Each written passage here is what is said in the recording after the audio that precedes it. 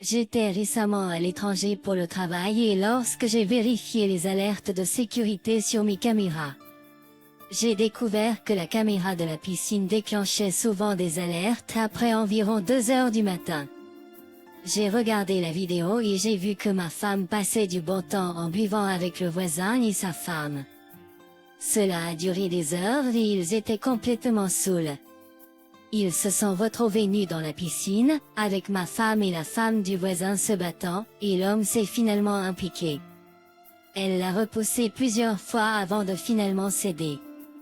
Nous n'avons pas de relation ouverte, mais elle aime aussi les aventures. Nous avions discuté du fait que je serais prête à avoir une autre femme dans notre lit, mais nous devions en discuter à l'avance. Et quand cela se produit, il doit y avoir l'approbation des deux côtés à chaque fois, sinon c'est de la tromperie. Inutile de dire qu'il n'y a pas eu de discussion préalable et certainement pas avec un autre homme là-bas. J'étais en avance de plusieurs heures sur les fuseaux horaires et je l'ai immédiatement appelé et réveillé au lit quand je l'ai vu. Je lui ai crié dessus et j'ai raccroché. J'étais trop furieux et blessé pour dire quoi que ce soit. Le lendemain, une fois qu'elle s'était calmée, elle a essayé de m'appeler, et je l'ai dirigée vers la messagerie vocale car je savais que je ne pourrais rien dire, alors je lui ai parlé par SMS. Au début, elle a dit, ouais, on avait discuté de se rapprocher de la voisine, et c'était juste elle qui se saoulait et qui commençait des trucs. Je la crois quand elle prétend ne pas se souvenir de grand-chose, et à quel point ils étaient tous pathétiques et chancelants. On aurait dit qu'elle ne voulait pas que cela se produise, mais elle s'attendait à ce que je réagisse différemment et que cela me plaise. Elle a déclaré qu'elle l'avait emmenée à la piscine parce qu'elle voulait que ce soit en vidéo pour moi, comme un spectacle, ce que je crois qu'elle a fait dans son état d'ivresse. Elle a catégoriquement affirmé qu'elle ne se souvenait pas du tout de la présence de l'homme, et que s'il était là, c'était une conséquence involontaire. Ensuite, elle a dit, quand tu reviendras, ce sera nous trois, moi, toi, et la femme du voisin. À ce moment-là, je suis stressée en arrière-plan car je suis censée être à l'étranger pendant encore 5 semaines. J'ai contacté ma chaîne de commandement, et ils m'ont beaucoup aidé à me faire revenir le lendemain. Ça aurait été ce jour-là s'il n'y avait pas eu d'avion. J'ai dû quitter la petite ville où j'étais et voyager pendant quelques heures jusqu'à la grande ville avec l'aéroport pour rendre ma voiture de location et m'enregistrer à l'hôtel. Je l'ai appelée une fois que je me suis installée et nous avons parlé. C'était le lendemain pour elle, et elle était maintenant complètement sobre et sans gueule de bois, et je pense qu'elle a réalisé à quel point j'étais malheureux. À ce stade, j'avais également changé les mots de passe de la caméra de sécurité, de mon email et d'autres choses auxquelles je savais qu'elle avait accès, et déplacé la majeure partie de notre argent de notre compte commun vers un compte auquel elle n'avait pas accès. J'ai mis $1000 là-bas au cas où elle ou les enfants auraient besoin de quelque chose, mais je n'étais pas sûre de sa réaction ou si elle allait me dépouiller et partir avec les enfants. Je voulais avoir suffisamment d'argent pour engager un avocat sans être coincée. Je l'ai appelée à ce moment-là et nous avons parlé. Elle était beaucoup plus apologétique. Apologétique et perturbée, jurant que ce n'était pas prévu et qu'elle n'avait pas l'intention que quoi que ce soit se produise. Elle s'est excusée, disant que cela ne s'était jamais produit auparavant et ne se reproduira jamais. J'ai demandé si elle m'aimait vraiment et si elle désirait le divorce. Elle a sangloté et a déclaré qu'elle ne voulait pas divorcer et qu'elle m'aimait. Je lui ai assuré que nous en discuterions plus en détail lorsque je serai de retour dans 12 heures. Quand je suis rentrée, elle et les enfants étaient au match de softball de ma fille. J'ai déballé, pris une douche et suis montée me coucher, espérant pouvoir dormir car je n'avais pas dormi depuis près de 36 heures. Quand je suis rentrée, j'ai passé un certain temps à aider mes enfants à prendre leur douche et à se coucher. Puis je suis retournée dans ma chambre et je lui ai dit que je ne voulais rien discuter ce soir car j'étais trop épuisée, physiquement et émotionnellement, et que nous pourrions en parler le matin, mais que pour l'instant, nous allions faire comme si rien n'allait. Elle était d'accord avec ça, alors elle a commencé l'intimité avec moi, et j'ai suivi. Je me demandais honnêtement si j'allais être répugnée ou dégoûtée, mais ça allait. Le lendemain matin, nous nous sommes réveillés et avons répété le processus, puis nous nous sommes levés, avons habillé les enfants et les avons conduits à l'école. Édition, quelques clarifications. Ma femme ne dépend pas entièrement de moi financièrement. Nous avons tous les deux des professions réussies. Je gagne un peu plus avec mon argent d'invalidité de l'AVA car je travaille à un deuxième emploi et elle est infirmière aux urgences. Donc, bien que le divorce serait financièrement désastreux pour nous deux, nous nous en sortirions.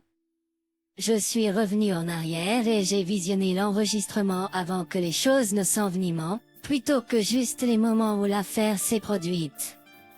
Je n'ai vu que ce qui s'est passé à l'extérieur et je n'ai aucune idée de ce qui a été dit à l'intérieur, mais mes caméras ont un son. Cela a été initié et poussé par le voisin. Sa femme était de loin la plus ivre. Lui, en revanche, ne semblait pas être au même niveau que ma femme et la sienne. J'adore mes enfants. Si je ne les avais pas eus, il n'y aurait pas eu de publication ou d'épreuve, et je serais parti. C'est pénible, mais j'ai vécu pire. Et je sais que même si tout pue en ce moment, ça peut s'arranger. Ils sont la raison pour laquelle je lui donne une autre opportunité et que je suis en thérapie, mais je ne suis pas assez fou pour rester avec elle uniquement pour l'amour des enfants. Je sais qu'ils sont mieux avec des parents divorcés qu'avec deux parents qui se méprisent l'un l'autre.